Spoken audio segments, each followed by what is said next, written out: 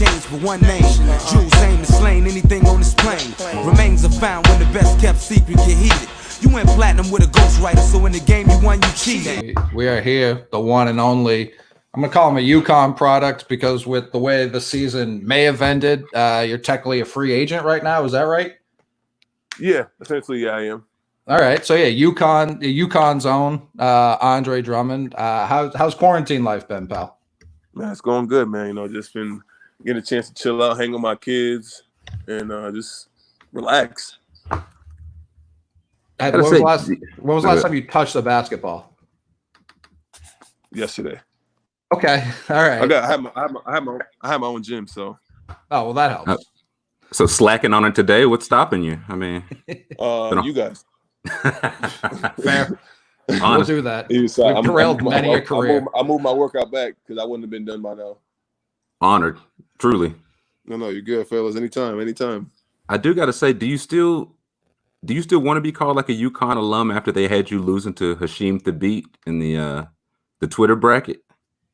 Honestly, bro, I didn't even see that until the other day, like that they were doing a bracket thing. So yeah. I didn't really expect me to make it past the first one. Anyways, I played for 8 months at school, so right. I didn't expect to be like a legend. So me being in the Sweet 16 is pretty dope anyway. So I'll take that. True. I'm definitely losing on Mecca though. I know that for sure. Oh yeah, I mean they had you underseeded everything. Yeah. Oh my bad. No, go ahead, bro. What made you pick UConn over? Because you had everyone recruiting you. What was it that made you choose UConn? Yeah, bro. For me, I just wanted to stay close to home. You know, I was going in at such a young age. I was going in at 17, and you know, my mom was like, you know, I don't want you to leave. Like, and UConn won the championship the year before too, so it was a little easier to make that decision. Yeah, she didn't want you out at Cal Berkeley across the country. Yeah, she definitely didn't want me leaving anywhere far that she couldn't drive to. Who was option 2? If you didn't go to UConn, who would it have been? North Carolina, probably. So Kentucky was very low on the list. No, Kentucky's right after them. I'll take it. Yeah, they're right after North Carolina. I've always loved North Carolina. Like I've always been a Tar Heels fan as a kid, so I've always, you know, love. And I got a chance to play there too in AAU as well too. So that was always fun for me too. What AAU team were you on? CBC, Connecticut Basketball Club. Oh, okay. I played Bay State Magic. We beat the shit out of y'all. Well, probably. Yeah, I would imagine so. Mick, you had no answer for Drummond. I was at that game. No, listen, he hung 49 and 20 on me in the first half. It was tough. It was real bad. No, I played Alex Oriaki, and he gave me hell, so I can't imagine what Andre Drummond would have done to me. It was you being a UNC guy. You were born in '93, so I'm curious. Like, what do you remember about Jordan? Like with the Last Dance stuff going on. Man, you know, so it's crazy. People are like actually really upset that I'm doing it like this, but I'm not watching The Last Dance till the last episode, which was yesterday. So I'll start watching it playing time this week. So I can't even tell you anything about The Last Dance because anything I know is from what I see on Instagram. Right. No, even better. So what do you, without even seeing the documentary, what do you just remember about Jordan, like at the time? I mean, he was like Jesus. He was like Jesus at that time. Like during that time, he was like Jesus. Like you say Michael Jordan, like he's like, it's like walking the water type stuff. Like that's just the impact he had on basketball and people's lives. I mean, to this day, people saying Jordan, they're wearing his shoes decades later. So he's timeless. What do you think the best Jordan shoe is? For me personally, I love the 10s. I wear the 10s every chance I get when I play, or the 3s, or the 14s. But other than that, I think all the shoes are pretty dope. I think the ugliest ones are definitely the 19s. I hate those. Really? Yeah, 19s are ugly. The 18s are okay. I hate the 6s and 7s. I always hated those shoes. Whoa, hate is a little strong on yeah, I say hate because I sprain my ankle in those shoes every time I wear them. So that's why I hate them. Both of them, the 6 and I wear them out in public, but I always used to sprain my ankle in those shoes. I think the 2 is easily the worst, man. You think it's the worst? I hate the 2. I've never ever liked the 2s. Wow. Like not a colorway, not highs, lows, mitten, nothing. After the 1, how do you go from the 1, a classic shoe, to whatever that workman boot the 2 was? I think the 5s are ugly. Oh, come on, Andre. You breaking my heart now, man. The 5 look like moon boots. No, those are the 2s for sure. Yeah, if we talking boots. What's you don't like the 12s either? You think the patent leather was bad? 11s. Yeah, I like the 12s. I like the 12s. The 12s is cool. I like the 12s. What's your favorite colorway of the 10s? Honestly, I don't know. I love them all. Like I've had every colorway possible because that's what I wore for like 4 straight seasons as 10. So I love them all. Okay. I was Where going to say the 10s Seattle go? 10s are strong. Say it again.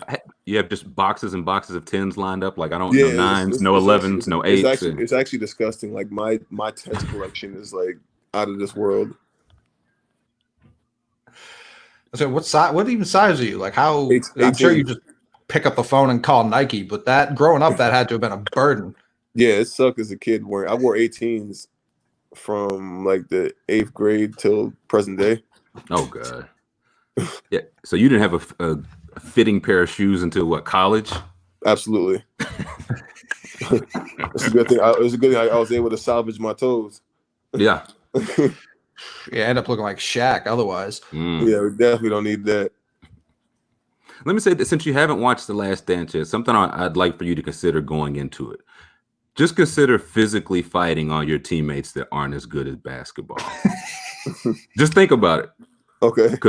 Jordan did it. It worked for him, as you'll see it in the doc. So just something to consider. Next time, Colin Sexton doesn't pass the ball or something, maybe you just have to punt. I put my hands on my teammates before. Oh yeah? Michael Jordan Drummond? It doesn't matter who. It was in Detroit. He's actually one of my really close friends too. I'm sure you'll pick up on that. But yeah, I had to put my hands on him when we first got him. What happened? I told him to do something and he didn't do it, and I gave him a warning. He still didn't. He still didn't do it. Was it like a warning, or was the warning like a punch to the stomach? No, I punched him in the head. What did he do? I mean, he didn't do it again. Okay, so it's an effective strategy. Yeah. I Okay. mean, it happened more than once too, because then the next time it was because of rebounds, and he's like a rebounding player as well too, a guard, and he like kept coming to take my rebounds. So I pulled him aside like during the time. I said, "Yo, bro, you don't see me trying to go for 50 every night. Don't try to come in with rebound."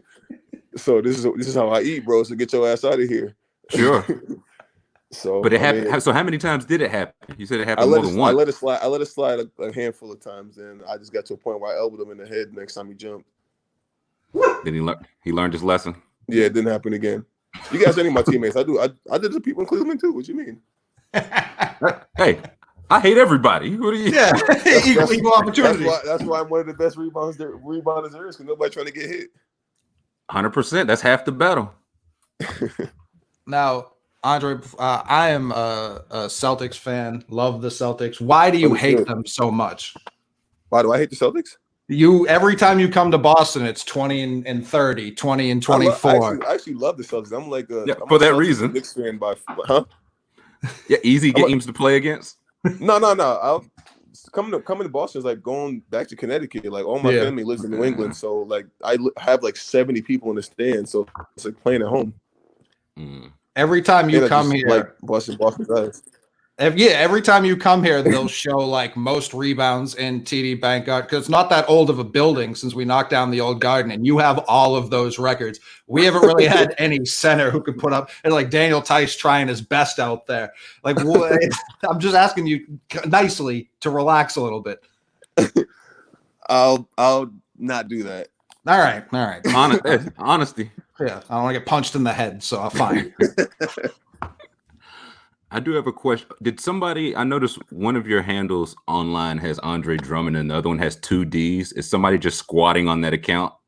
Yeah, the dude that has it won't give it up. So. Oh, come on. Yeah, he won't give it. He'll read my messages and not respond. So he's not giving it up. Oh, so you just see like the scene message, 720. Oh, that's even worse. That's disrespect. I gave up. Did you try to bribe him? Did you try bribery? Nah, I just say, yo, I need that name. He's not with it. And I think you should either. I just hit him back. I said, what do we have to do that I could buy this name? No response. Then I said, all right, is there anything that you need? I can get this name. No response. So after like the fourth try, I was like, I'm over it. I think you should threaten him. I think you should elbow him in the head like your teammate. I don't think that would be do well for me. I'm sure the police will be at my door. There's only one way to find out. I mean, how bad do you really want the ad? Not that bad. Not that bad. Yeah, I think we should get everybody listening. Let's all just send messages to Andre Drummond and be like, hey, come off the ad, man. We're asking nicely. We need that, man. I'm on your Basketball Reference right now, and it has your official nickname listed as Big Penguin. Explain. When I first came in the NBA, they asked me what my favorite animal was, and I said it was a penguin. So they call me Big Penguin from there on out. Okay. Does that something that people still call you this? Yeah. Who is they? It's actually kind of weird. Like people still really call me that. I didn't even know it was a nickname until like a year later, and then it just stuck. Like people in the trade were calling me that. We got to get you a better nickname, man. Yeah, I don't like it. Yeah, they just ask people what animals they like. Oh, okay. Big dog, big lion. Like, all right, big cat. Yeah, all right. Big snake. All right, cool. Very cool. We got to get you a better nickname, man. Yeah, man. We got to work on that. Definitely got to work on that. I mean, Drum feels pretty easy. It's not the greatest. All my boys call me that. That's what I mean. All my teammates call me that. Yeah. Big Penguin for sure. Like, if you were like the next Batman villain, maybe, and I wouldn't hate that. But I don't know if we can just. I could maybe if you had like a big like white chest too, something like that. But no, I don't think you have that either. So I don't think Big Penguin's gonna fly. Yeah, it's not gonna work. Neither do penguins. Wow. Yeah, no. You talk about rebounding. How much pride? Obviously, if you're willing to throw fists over it, but it's almost a lost art these days. What makes you so prideful about rebounding? When I came into the NBA, my AAU coach, he and I were talking. I was asking him, like, damn, I'm 18 going to the NBA into a man's league. Like, what the hell do I do to like stay relevant? And what he said to me, his message stuck with me. I'll just keep it simple. He just said, find one thing that you can be really good at right away and then expand your game from that. And I've always had a knack for rebounding, and I just took it upon myself to just try to go after every rebound on both ends of the court until I made a name for myself. And then that's pretty much what I'm known for now, as being one of the best rebounders there is. I was going to say, do you think you've made that name yet? You're number one all time ever for total rebound percentage grab, but you think you're still climbing to get that recognition? Absolutely. I mean, every year I try to get better and better with it. I mean, I want to be to a point where there's no other discussion when it comes to that area of basketball. Who did you watch? Like, were you like a Rodman guy, or honestly, I didn't really watch anybody until later in my career. I started watching like how guys position themselves. But for me, it just was natural. I just had a natural knack for where the ball come off the rim. And a 40-inch vertical and being 7 foot tall. There's that I didn't mention, but yeah, there's that too. Who is like the toughest person you found to box out or try and like get rebounds around? Like, who do you see coming up on the schedule and you're like, I just know I'm in for a dogfight that game? It's never one person. It's like there's teams that box me out different ways. There's never one person that can stop me from rebounding. You have to send at least 2 or 3 people for me. Okay, so which teams? Chicago does a really good job. Milwaukee does a great job of blocking me out. Golden State's probably one of the easiest. Lunch meat, yeah. Yeah. 6'4", Draymond's not giving you too much trouble down there? No, hell no. Utah does a good job. They send everybody. That's pretty much it. Miami does a good job too. Miami's the last team that they do a really good job of blocking me out. Boston does a terrible job. Real bad. Yeah, we don't talk about Boston. We already know the history there.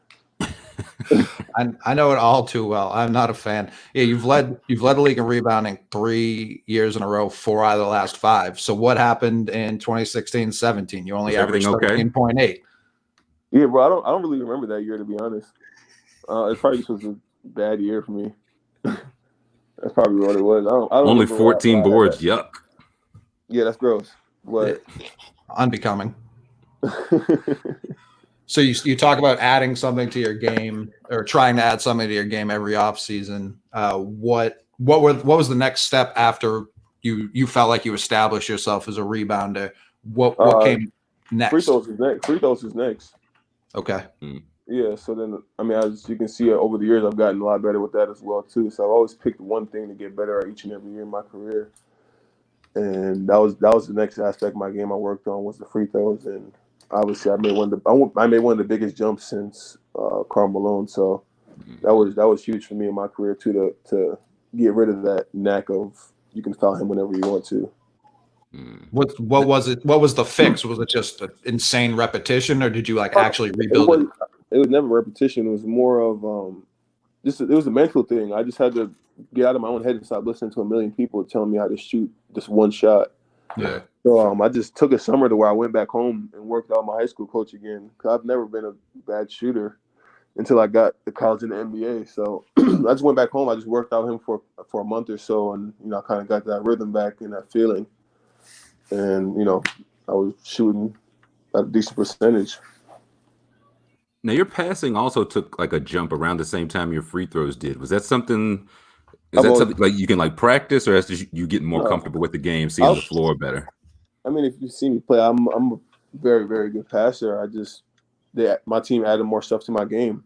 That's all it was. It was just the opportunity to showcase that. So that's all it was. It was nothing I really worked on. It's just having the vision and knowing who I'm passing to. I got you.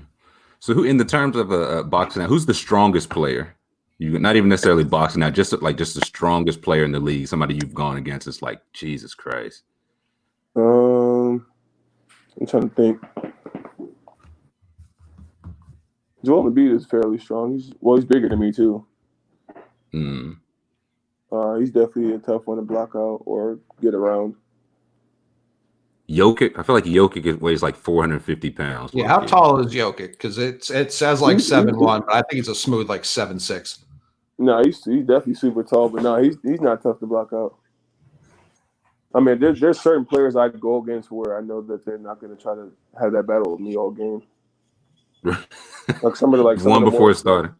More of the star players that have a bulk of the load on the offensive end, they're not trying to fight with me all game. They'll let me go sometimes. That makes sense. Because I hit you every possession. Like you're getting touched every time you come down the court. And you're not trying to do that every time. So some of the rebounds, they just be like, all right, whatever, we'll just give them this one. Yeah, I'm going to get back down the court. Who quits the easiest? Who's just like, you know what? Enough. I'm not dealing with this. I don't think nobody quits. I don't think anybody makes a quitter. But I think as a team, if they start backing off more, I'd probably say Chicago. Okay. More times than that, I'm just going to keep muscling my way through till they give up, or not give up, or just get more lenient with it to where if it happens, it happens. Right. Now, before this last season, I believe you said you were interested in staying with Detroit. Were you ever trying to be like a one-team career guy? Yeah. I mean, I've said it in press conferences. I've said it in interviews before too. Even when I signed, I said I would love to be in one city for my whole career. Obviously, Detroit was the team. I was there. But obviously, it happens. It's the way of the business. Things happen. So I'm in Cleveland now, so that's all I can worry about. Was that because obviously you've been in the league a while. Everyone always likes to talk about the business, but when it happens that not late in your career since you're still so young, but was it like a shock when they actually moved you? It wasn't a shock. I was just like, damn, this is everything everybody was telling me about. Like, this is how the business works. Yeah.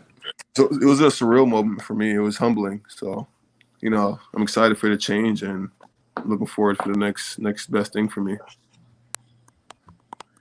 Now, this is non-basketball related. How did you get on Riff Raff's album? I need to know how this came about.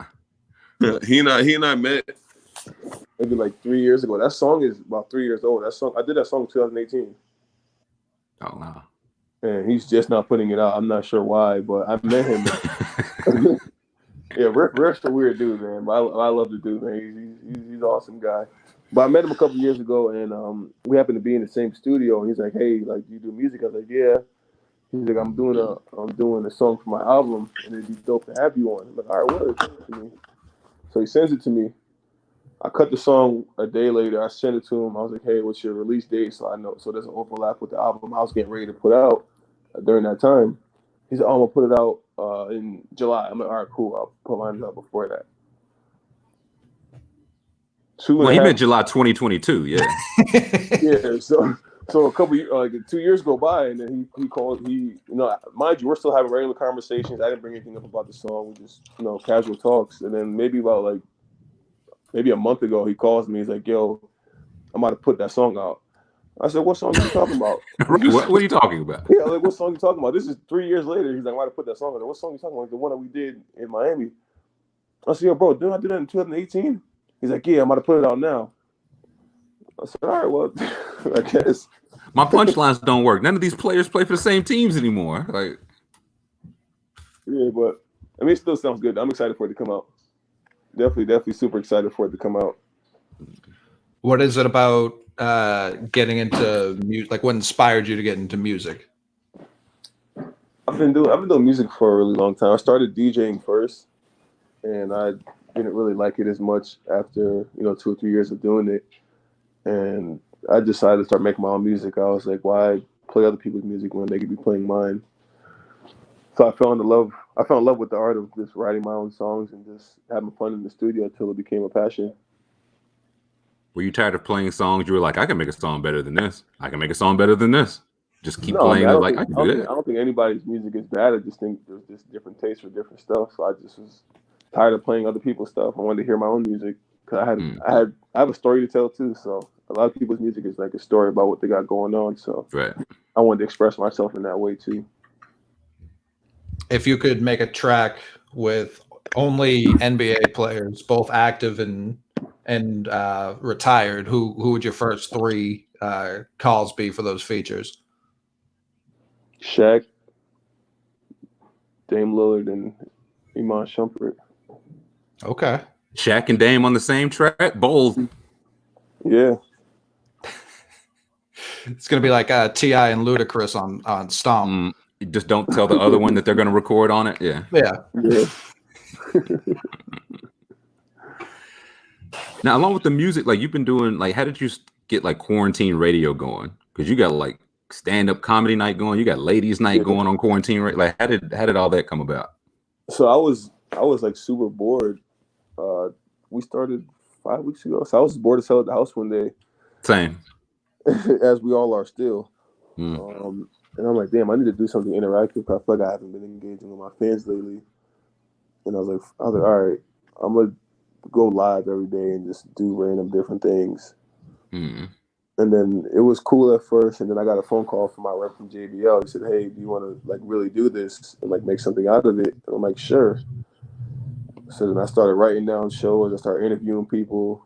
Then like now we're a lot more structured than we were now. Like every day's a theme now, and we know what we're doing. So it's just become really fun for me. I truly enjoy doing it. Like it's super fun for me to do. Do you envision yourself as like post playing career, which is like 15 years from now for you, but that kind of host role? Yeah, I would love to do something like that. Like that would be dope. I would love to be a host for a game show. Okay. Family Feud takes Steve Harvey's job. You gonna take his suits too? I feel like you gotta take. I'm definitely gonna take them big ass suits he wears too. You gotta take the stash too. You take it all. It's a package deal, Andre. The whole thing. I'll take the fro. You know his fro is clean. Hey man, that was a toupee. Did you know that? All this time he lied to us. I mean, either way, his shit was clean though. 100%. I just don't like to be lied to, but it shit did look good. Now, is there any rumors, in truth to the rumors that you're thinking about just retiring, calling it quits, and just becoming a TikTok star? Because I've been reading a lot about it. Yeah, I've seen that too. I think becoming an influencer is super important for me. I think I'm gonna take my TikTok game to the next level and just probably retire from basketball. You heard it here first, folks. Yeah. No, I'm definitely not doing that. Not at all. No, we've already cut the clip. We already. You don't have a final cut over this. The clip already. Yeah. It's over with. Drummond retires today, effective immediately. TikTok, yeah. What is it about? Is that your favorite social media right now, or is it still Instagram? I don't really have a favorite social media, but as of now, I have more fun doing the TikToks. I get to be silly and be myself. But it's more. It used to be by force. My best friend started making me do them, but then I started to enjoy doing it.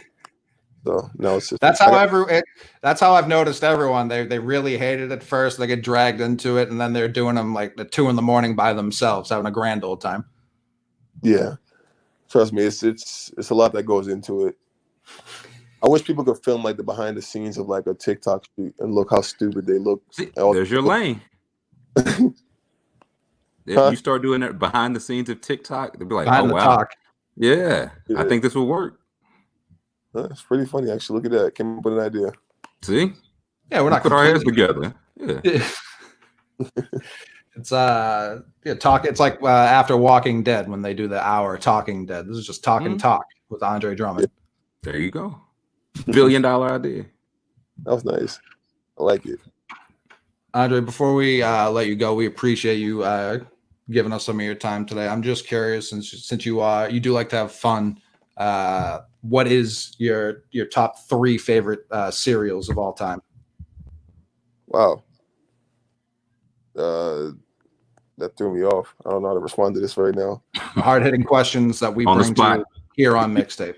All right. Captain Crunch, Reese's, and Lucky Charms. Okay. All right. Solid. Wouldn't be my 3, but it's solid. I'll allow it. That was just the first 3 that came to mind. Do you even eat cereal anymore? I don't remember last time I had cereal. There's actually a box in my room right now that's been there for like 2 weeks. What kind we talking? What made it to the bedroom? I don't know. Mike bought it. One of my best friends bought it. I don't know why it's in there. I think he's hiding it from somebody. I know Andre won't eat it, so yeah, it's safe in here. Tyler? No, actually, we talked to Langston Galloway last month. Yeah. He said Tony Snell was the worst dressed player he's ever 100%, seen. By far. Tony Snell is 100% the worst dresser to ever step foot in the NBA. What's so bad about his style? Langston couldn't describe it to us. But mind you, like if Tony never hears this is you already know I love his outfits. I say he's the only person I know that could pull them off, but they suck though. Like nobody wear them besides him. Like it won't work. Like he wears super baggy jeans.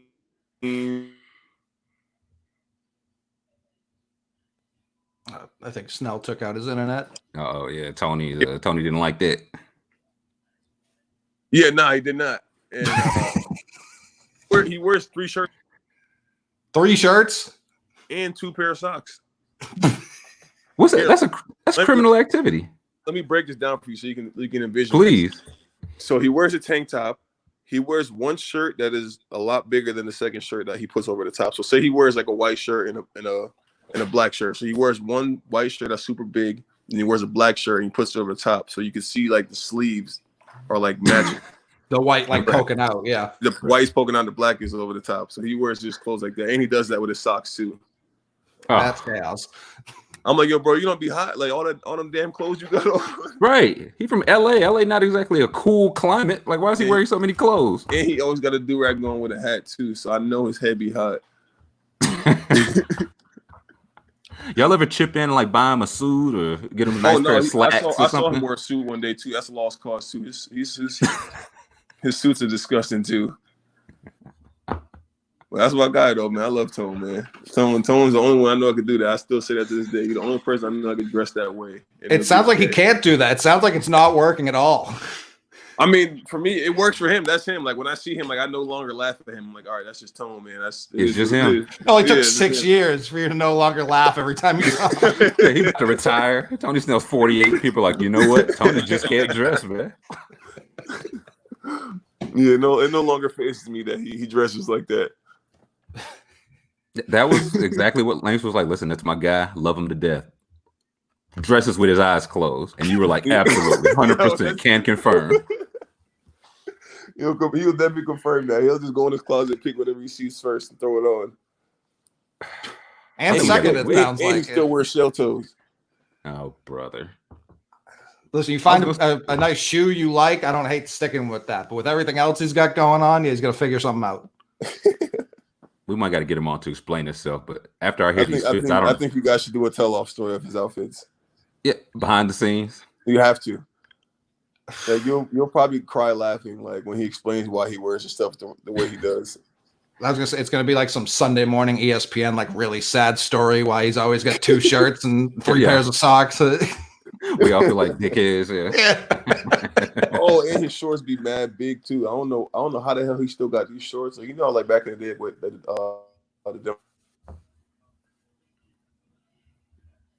like early 2000s. Yes, he has those still.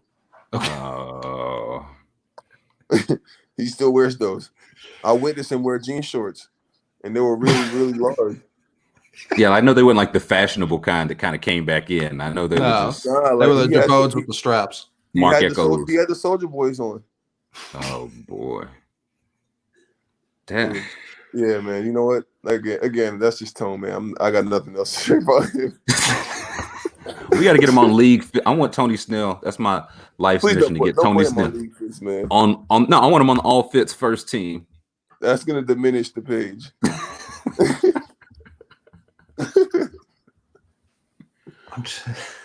I'm just trying to find pictures of him now. It's only him playing. Go to his draft suit. Okay. Well, everybody got a bad draft suit. I don't know if I can laugh at him too bad there, unless it's just egregiously bad. Yeah. Let's see. Well, it's not great. It's really, really baggy. Why? Yeah. What is it? Like he's not an old guy, but he dresses like an old guy. No, he just doesn't care. Yeah. Shit, Tim Hardaway got some big ass suits too. Who's starting lineup big ass suit team? Yeah, Michael Jordan, Tim Hardaway, Tony for sure, Tony Snell. I'm trying to think who wore a big ass suit.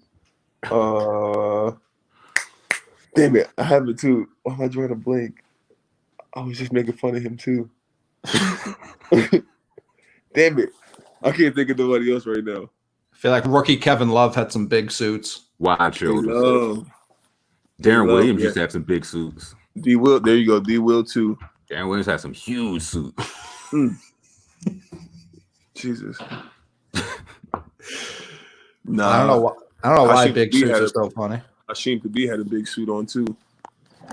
And there wasn't much to do about it. Yeah. Just far too large. Oh man.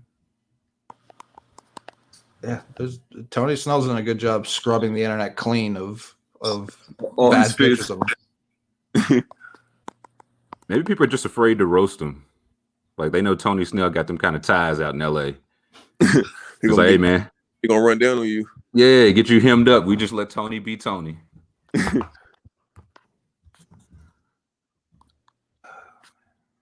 All right, well, Andre Drummond, we appreciate you, pal. Go get that workout in.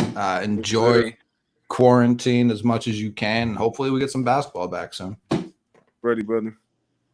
Appreciate it, man. Y'all be good.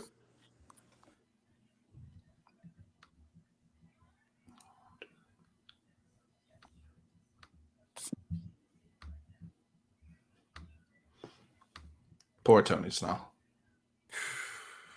I think we got to get him now. I think it's only right. And yeah, I'm just gonna be afraid. He was like, I was homeless. I had to carry all my shirts on at the same time. Right, our house burned down, so I had to wear all my clothes. Kareem Abdul-Snell. Yeah, that's what I'm most afraid of. It's on the table. I didn't want to do it because it seems like I'm picking on it, but the way Langston laughed, I had to bring it up to another Piston, and he didn't even let me get it out of my. Absolutely, the worst dresser I've ever seen. Yeah, you were like, and now the worst dressed on the Pistons. He was like, yes, Tony Snell. We know. Yes, no, Anthony Lamar Snell. Yeah. Yeah, no, he's gonna say his piece. Listen, Tony, this is the we're calling you out in a friendly way. You can come on, defend yourself, roast back. Yeah, speak your side. Yeah. He comes in, he's like, hey, listen, I still keep on my per diem. These guys think I can't dress, he shows us like his real closet, like Gucci, Chanel, like all that. I don't wear that stuff to work, man. Yeah, what do you mean? A mechanic gonna wear that to work under the car? Yeah. Of course not. Yeah, Louboutin tone is what they call me. Red bottom Snell. Yeah, man, that would be an all-time twist. I don't think that's what we're gonna get though. No, not in the slightest. He comes. It really hurts his feeling. He's like, "Hey, I thought they said nice shirt. Like they like the shirt." No, I think he's very aware. I think he just like you pointed out before. It's him and Kawhi. I need to know whatever. I think it's Riverside. If everybody just comes out, there's just a machine just stuck in whatever year you graduated in. Like it seems fine. Kawhi and Tony Snell seem like very happy guys. So I'm like, I want a study shown on this high school. So you graduated in 06. You're stuck in 06 forever. Yeah, it is. You'll never be happier than you are this year. Yeah. So don't even try. I got gum bottom forces and an Orlando Pace jersey on, like just forever. Backwards. Like yeah, you're just you're a cartoon character. You come out, you've got you're Trent Ryan. I would love, every day I pick a new oversized throwback. Let's see. Namath. Yeah. Lows, mids, high tops. And that's my entire outfit every day. Like Tony Snell. Yeah, speaking of which, Nelly, when he played Air Force Ones, started bragging about raising the price of Air Force Ones. If it were a shoe I cared more about, like if it was like Jordan 11s were $50 before I started rapping about them. Now they're $250. I'd punch him in the face.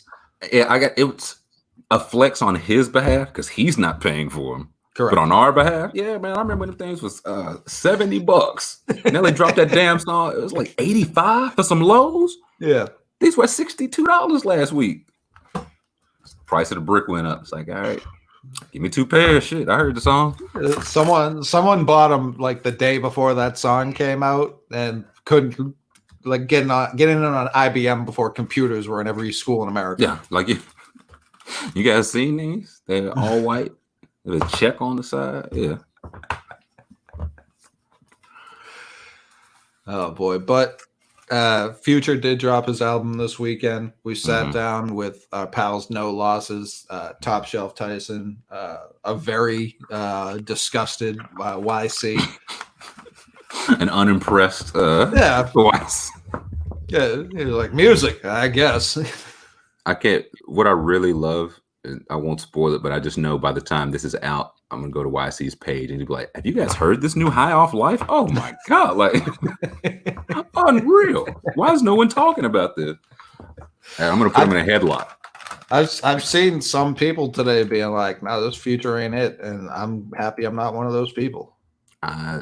It's one of those. I feel like I always see it. I see it. I feel like from the same people though, so I know not to even. Like y'all told me Wizard was mid. Y'all told me Hendrix was mid. So y'all just don't like him, which is fine. I do. So they've been doing this consistently since Purple Rain. Yeah.